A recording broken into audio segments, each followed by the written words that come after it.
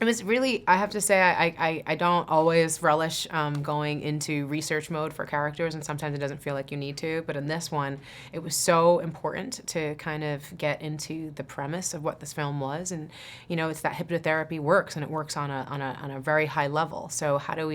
I feel about hypnotherapy? That was an interesting thing for myself to kind of discover, and going and meeting with different hypnotherapists and seeing their different techniques and really the professionalism around it, how many people that this helps, the reality of how it relates to propaganda or illusion or storytelling or imagination, our dreams and our fantasies and our nightmares. All of that is us connecting to a part of our brain that is a trance. It's very self-delusory, like you can get lost in a memory and actually forget yourself for 5, 10, 15 minutes, an hour, suddenly you realize has gone by and you weren't there where you are. You were actually in a memory from 5 years earlier where you were in an argument or with someone that you love who is now passed, and you can just be gone in it. And so it was really great to connect to that sort of level of it and understand that as an actor, actually, it is really great to be and perform someone who's a hypnotherapist, because it really isn't that so much different than what I do for a living to a certain extent, and to bring the level of confidence and respect towards it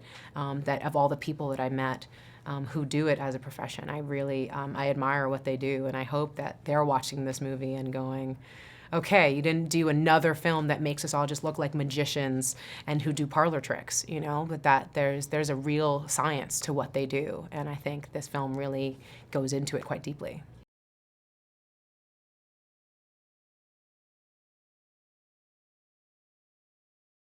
I love that this is a three-hander kind of film. I love that this was about a dynamic and a power shift that kept moving among these three different people, and that you can never truly put your finger on it. That's part of the puzzle and trying to figure it out, that you're used to sort of watching something and I trying to identify, okay, that's the good guy, that's the bad guy, that's the protagonist, that's the antagonist, and then it makes you very comfortable and you can sit back and watch the rest of the story unfold. And this one, every single detail of everything kind of goes up. Anything that you presuppose about a certain character, you're reading into with what they say or how they say something,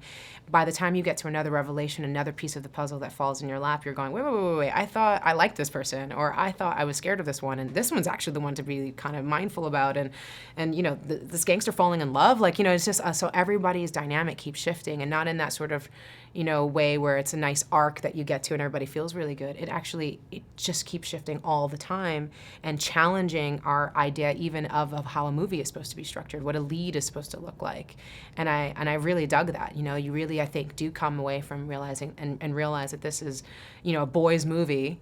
that has a woman at the center of it.